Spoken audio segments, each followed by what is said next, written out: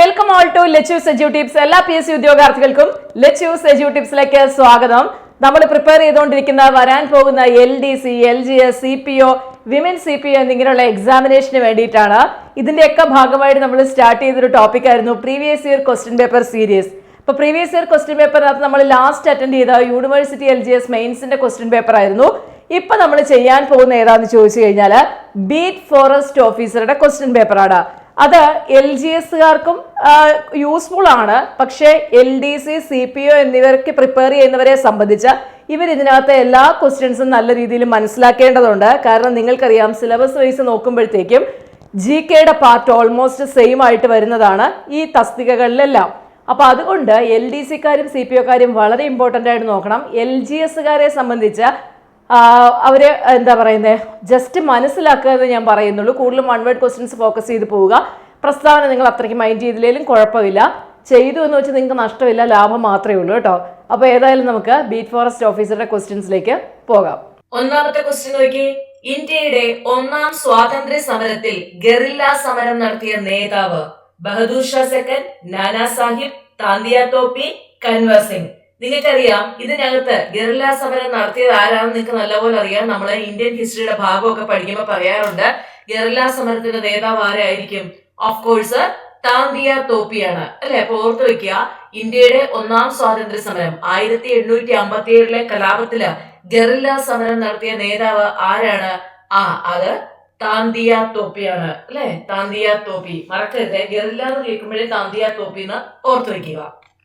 പുരാതന കാലത്ത് കേരളവുമായി യവനന്മാർക്കും, യവനർ എന്ന് പറഞ്ഞാൽ ഗ്രീക്കുകാരാണ്, യവനന്മാർക്കും റോമാക്കാർക്കും ഉണ്ടായിരുന്ന വാണിജ്യ ബന്ധത്തിന്റെ ശക്തമായ തെളിവുകൾ ഉത്ഖനനത്തിലൂടെ ലഭിച്ച പ്രദേശം. പുരാതന കാലത്ത് കേരളവുമായി യവനന്മാർക്കും റോമാക്കാർക്കും ഉണ്ടായിരുന്ന വാണിജ്യ ബന്ധത്തിന്റെ ശക്തമായ തെളിവുകൾ ഉത്ഖനനത്തിലൂടെ ലഭിച്ച പ്രദേശം കൊല്ലം, കോട്ടയം, പുറക്കാട്, പട്ടണം അല്ലെ. പട്ടണമാണെന്ന് നമുക്കറിയാം. അതായത് നമ്മുടെ നോർത്ത് പറവൂര്, വടക്കൻ പറവൂരിന്റെ അടുത്തായിട്ടുള്ള പട്ടണം. പട്ടണത്തിൽ നിന്നാണ് ഉത്ഖനനത്തിലൂടെ പുരാതന കാലത്ത് കേരളവുമായി യവനന്മാർക്കും റോമാക്കാർക്കും ഉണ്ടായിരുന്ന വാണിജ്യ ബന്ധത്തിന്റെ ശക്തമായ തെളിവുകൾ ലഭിച്ചത്. അപ്പൊ അത് ഇതിനു മുമ്പും PSC ക്വസ്റ്റ്യൻ ചോദിച്ചിട്ടുണ്ട് കേട്ടോ. 1, 2 ക്വസ്റ്റ്യൻ മുൻവർഷ ക്വസ്റ്റ്യൻ പേപ്പറിൽ കണ്ടിട്ടുണ്ട്. അടുത്തത്, ഇന്ത്യയിൽ ഭാഷാടിസ്ഥാനത്തിൽ രൂപം കൊണ്ട ആദ്യ സംസ്ഥാനം ഏത്? ആന്ധ്രാപ്രദേശ്, കർണാടകം, കേരളം, മധ്യപ്രദേശ്. നമുക്കറിയാം ആദ്യമായിട്ട് ഭാഷാടിസ്ഥാനത്തിൽ രൂപം കൊണ്ട സംസ്ഥാനം ഏതാണ്? അത് നമ്മുടെ ആന്ധ്രാപ്രദേശാണ്. ഇപ്പൊ ഇന്ത്യയിൽ ഭാഷാടിസ്ഥാനത്തിൽ രൂപം കൊണ്ട ആദ്യ സംസ്ഥാനം എന്ന് പറയുന്നത് ആന്ധ്രാപ്രദേശ്. ഇതും PSC പലതവണ ചോദിച്ചിട്ടുള്ള ഒരു ക്വസ്റ്റ്യൻ ആണ്, പഠിച്ചു വെക്കുക.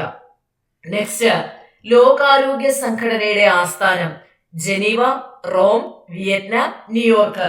എല്ലാവർക്കും അറിയാവുന്ന അല്ലെ, ലോകാരോഗ്യ സംഘടനയുടെ ആസ്ഥാനം എന്ന് പറയുന്നത് ഏതാണ്?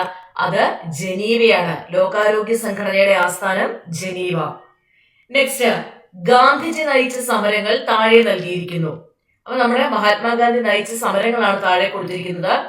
1, നിസ്സഹകരണ പ്രസ്ഥാനം. 2, ഖേദ സത്യാഗ്രഹം. 3, ചമ്പാരൻ സത്യാഗ്രഹം. 4, സിവിൽ നിയമലംഘന പ്രസ്ഥാനം. ഇതില് ശരിയായ ക്രമം തിരഞ്ഞെടുക്കാനാണ് പറയുന്നത്. നിങ്ങൾക്കറിയാം ആദ്യം നടന്നത് ഏതാണ്? ചമ്പാരൻ സത്യാഗ്രഹമാണ്. അത് കഴിഞ്ഞ് 18 ഖേദ സത്യാഗ്രഹം നടന്നു. പിന്നീട് നടക്കുന്ന നിസ്സഹകരണ പ്രസ്ഥാനവും അതിനുശേഷമാണ് സിവിൽ നിയമലംഘന പ്രസ്ഥാനവും നടക്കുന്നത്. ഇവിടെ ഞാൻ നിങ്ങൾക്ക് ഒരു ക്വസ്റ്റ്യൻ തരുവാണ്, അതിന്റെ ആൻസർ കമന്റ് ആയിട്ട് പിൻ ചെയ്യുക. ചമ്പാരൻ സത്യാഗ്രഹം നടന്ന വർഷം, ഖേദ സത്യാഗ്രഹം നടന്ന വർഷം, നിസ്സഹകരണ പ്രസ്ഥാനത്തിന്റെ വർഷം, സിവിൽ നിയമലംഘന പ്രസ്ഥാനത്തിന്റെ വർഷം. ഇത് 3, 4 നിങ്ങളൊന്ന് കമന്റ് ചെയ്യുക. അപ്പൊ നമുക്കറിയാം ആദ്യം ചമ്പാരൻ, അപ്പൊ 3, 2 ഖേദ, 1 നിസ്സഹകരണം, 4 സിവിൽ നിയമലംഘന പ്രസ്ഥാനം. ഓപ്ഷൻ A 3, 2, 1, 4 എന്നുള്ളതാണ് ശരിയായ ക്രമം. അടുത്തതിലേക്ക് പോവാം.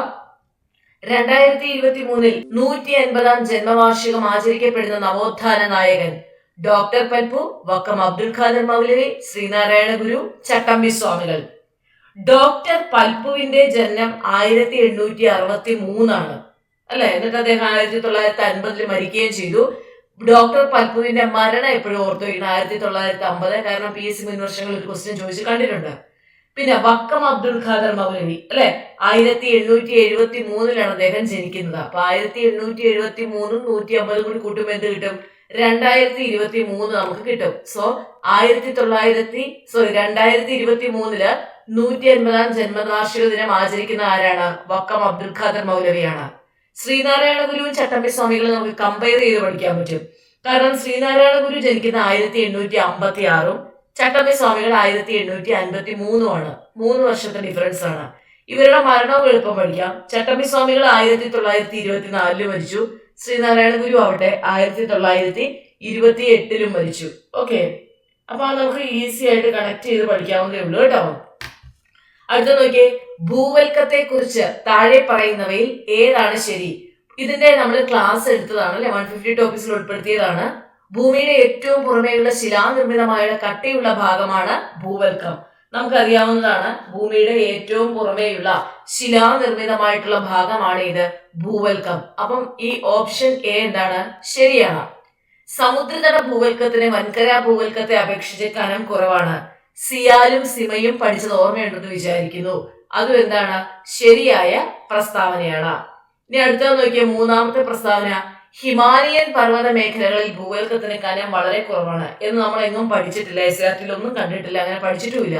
അപ്പൊ ഓപ്ഷൻ എ 3 മാത്രം, ഓപ്ഷൻ ബി 1ഉം 2ഉം മാത്രം. നമുക്കറിയാം ഓപ്ഷൻ ബി ആണ് നമുക്ക് ആൻസർ ആയിട്ട് കിട്ടിയിരിക്കുന്നത്, 1ഉം 2ഉം മാത്രം.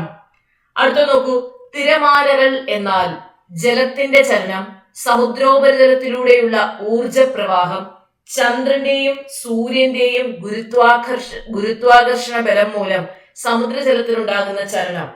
ഇത് തിരമാല എന്ന് പറഞ്ഞാൽ എന്താണ്? ഒരു ഊർജ പ്രവാഹമാണ്. നമ്മൾ ടൈഡൽ എനർജി ഉണ്ടാക്കത്തില്ലേ, തിരമാലകളിൽ നിന്ന് ഊർജം ഉണ്ടാക്കുന്നില്ലേ? അപ്പൊ സമുദ്രോപരിതലത്തിലൂടെയുള്ള ഊർജ പ്രവാഹത്തിനെയാണ് എന്ത് വിളിക്കുക? തിരമാല എന്ന് പറയുന്നത്. ഓപ്ഷൻ എ 3ഉം 2ഉം, ഓപ്ഷൻ ബി 1ഉം 3ഉം, ഓപ്ഷൻ സി 2 മാത്രം. അപ്പൊ എന്താണ് നമ്മുടെ ഉത്തരം എന്ന് പറയുന്നത്? സമുദ്രോപരിതലത്തിലൂടെയുള്ള ഊർജ പ്രവാഹമാണ് തിരമാല. അടുത്തത്, താഴെ കൊടുത്തിരിക്കുന്നവയിൽ ഇന്ത്യൻ തീരസമുദ്രങ്ങളെ കുറിച്ചുള്ള തെറ്റായ സൂചന കണ്ടെത്തുക. പശ്ചിമ തീരത്തെ അപേക്ഷിച്ച് കിഴക്കൻ തീരസമുദ്രത്തിന് വീതി കുറവാണ്. തെറ്റായ പ്രസ്താവന കണ്ടെത്താനാട്ടോ പറഞ്ഞിരിക്കുന്നത്. താഴെ കൊടുത്തിരിക്കുന്നവയിൽ ഇന്ത്യൻ തീരസമതലങ്ങള്, നമുക്ക് 2 തീരസമുദ്രം അല്ലേ ഉള്ളത്? പശ്ചിമ തീരസമുദ്രമുണ്ട്, പൂർവ്വ തീരസമുദ്രമുണ്ട്. അപ്പൊ ഇവയെ കുറിച്ചുള്ള തെറ്റായ പ്രസ്താവനയാണ്. പശ്ചിമ തീരത്തെ അപേക്ഷിച്ച് കിഴക്കൻ തീരസമുദ്രം വീതി കുറവാണ്. പക്ഷെ തിരിച്ചാണ്. എന്താണ്? നമ്മുടെ പശ്ചിമ തീരസമുദ്രത്തിനാണ് എന്ത്? വീതി കുറവ്. കിഴക്കോട്ടൊഴി ബംഗാൾ ഉൾക്കടലിൽ പതിക്കുന്ന നദികൾ പൂർവ്വ തീരങ്ങളിൽ വിശാലമായ ഡെൽറ്റകൾ സൃഷ്ടിക്കുന്നു. യെസ്, കിഴക്കൻ തീരസമുദ്രം നമുക്കറിയാം. പൂർവം എന്ന് പറഞ്ഞാൽ കിഴക്കാണ്. കിഴക്കൻ തീരസമുദ്രത്തിലാണ് ഡെൽറ്റകൾ ഉള്ളത്. താഴ്ന്നുപോയ സമതലങ്ങൾക്ക് ഉദാഹരണമാണ് പശ്ചിമ തീരസമുദ്രങ്ങള് അല്ലെ? അതും ശരിയാണ്. അപ്പൊ നമ്മളോട് ചോദിച്ചത് എന്താ? ഇന്ത്യൻ തീരസമുദ്രങ്ങളെ കുറിച്ചുള്ള തെറ്റായ പ്രസ്താവനയാണ് നമ്മളോട് ചോദിച്ചിരിക്കുന്നത്. അപ്പൊ തെറ്റേതാ വരുന്നത്? പശ്ചിമ തീരസമുദ്രത്തെ അപേക്ഷിച്ച് കിഴക്കൻ തീരസമുദ്രത്തിന് വീതി കുറവാണ് എന്നുള്ളത് തെറ്റ്. ഓപ്ഷൻ എ 1 അല്ലെ? അപ്പൊ നമുക്കറിയാം എന്താ? ഓപ്ഷൻ എ 1ആണ് ഉത്തരം. ഇനി അടുത്ത 10ാമത്തെ ക്വസ്റ്റ്യൻ വായിക്കുന്നില്ല, കാരണം അതിനകത്ത് കറക്റ്റ് ആൻസർ ഇല്ല. പിന്നെ അത് വായിച്ച് കൺഫ്യൂഷൻ ഉണ്ടാക്കുന്നില്ല കേട്ടോ. 9 ക്വസ്റ്റ്യൻ ആണ് നമ്മളോട് ഡിസ്കസ് ചെയ്തത്. 10ാമത്തെ ക്വസ്റ്റ്യൻ PSC-യില് എലിമിനേറ്റ് ചെയ്ത ക്വസ്റ്റ്യൻ ആണ്, അതുകൊണ്ടാണ് പറയാത്തത് കേട്ടോ. ആദ്യത്തെ 10 ക്വസ്റ്റ്യൻ എന്നുള്ള രീതിയിലാണ് നമ്മൾ ക്വസ്റ്റ്യൻ പേപ്പറിനെ അപ്രോച്ച് ചെയ്തത്. പക്ഷേ 10ാമത്തെ ക്വസ്റ്റ്യൻ നിങ്ങൾക്ക് അറിയാം PSC ഡിലീറ്റ് ചെയ്തു, അതുകൊണ്ട് ഞാൻ പറഞ്ഞില്ല. ബാക്കി 9 ക്വസ്റ്റ്യൻസ് നിങ്ങൾ കണ്ടല്ലേ? അതിനകത്ത് ഹിസ്റ്ററി പാർട്ടിലെ ക്വസ്റ്റ്യൻ കണ്ടോ? മനസ്സിലായില്ലേ എത്ര ഈസി ആയിരുന്നതാ? വളരെ സിമ്പിൾ ആയിട്ടാണ് ഹിസ്റ്ററിയിൽ നിന്നും, ഇന്ത്യൻ ഹിസ്റ്ററിയിൽ നിന്നും നമ്മളോട് ക്വസ്റ്റ്യൻ ചോദിച്ചിരിക്കുന്നത്. PSC-ക്ക് ഇപ്പോഴത്തെ പ്രത്യേകത നിങ്ങൾക്കറിയാം, വിതിൻ ദ സിലബസ് തന്നെയാണ് ഓൾമോസ്റ്റ് ക്വസ്റ്റ്യൻസ് എല്ലാം വരുന്നത്. അതുകൊണ്ട് നിങ്ങൾ ആദ്യം സിലബസിനെ കൃത്യമായിട്ട് പഠിക്കാൻ ശ്രമിക്കുക. ഓക്കെ, സിലബസ് വൈസ് ക്ലാസ് നമ്മൾ ലെറ്റ്യൂസ് എഡ്യൂടിപ്സിന്റെ ആപ്പിലൂടെ കൊടുക്കുന്നുണ്ട്. അപ്പോൾ അതിന്റെ എൻക്വയറി വേണമെന്നുണ്ടെങ്കിൽ നിങ്ങൾക്ക് ഇതിന്റെ ഡിസ്ക്രിപ്ഷൻ ബോക്സിൽ എൻ്റെ വാട്സാപ്പ് നമ്പർ ഉണ്ട്, അതിലേക്ക് വാട്സാപ്പ് മെസ്സേജ് ഇട്ടാൽ മതി കേട്ടോ. ഇനി നമ്മൾ ബാക്കി ഇങ്ങനെ നോക്കിക്കഴിഞ്ഞാലും നമുക്ക് അത്രയ്ക്ക് വലിയ ടഫായിട്ട് തോന്നില്ല. ജിയോഗ്രഫിയുടെ പാർട്ടിൽ നിന്നാണ് ക്വസ്റ്റ്യൻ. ജിയോഗ്രഫിയിൽ നമുക്ക് സിലബസിൽ പഠിക്കാൻ തന്നിരിക്കുന്ന പാർട്ടിൽ നിന്ന് മാത്രമേ ക്വസ്റ്റ്യൻ ചോദിച്ചിട്ടുള്ളൂ, അല്ല ഒന്നുമില്ല. ഭൂവൽക്കം അങ്ങനത്തെ കാര്യങ്ങളൊക്കെ ഓൾറെഡി നമുക്ക് പഠിക്കാനുള്ളതാണ് അല്ലേ? അപ്പം അതിൽ നിന്നേ ഉള്ളൂ. അപ്പോൾ അതുകൊണ്ട് നല്ല രീതിയിൽ നിങ്ങൾ സിലബസ് മനസ്സിലാക്കി പഠിച്ചിട്ടില്ലെങ്കിൽ ഇനിയെങ്കിലും പഠിച്ചോളാം കേട്ടോ. എന്നാൽ മാത്രമേ നമുക്ക് സിലബസ് വൈസ് ക്ലാസ് നിങ്ങൾ നല്ല രീതിയിൽ പോയാൽ മാത്രമേ നിങ്ങൾ രക്ഷപ്പെടത്തുള്ളൂ. അപ്പം സിലബസിനെ നിങ്ങൾ കറക്റ്റായിട്ട് ഫോളോ ചെയ്ത് വരിക. പിന്നെ നമ്മുടെ 150 topics previous year question paper ഒരു കാരണവശാലും വിട്ടുകളയരുത്. അത് നല്ലപോലെ വർക്കൗട്ട് ചെയ്യുക. അപ്പോൾ ഇനി നമുക്ക് അടുത്ത സെഷനിൽ കാണാം. താങ്ക്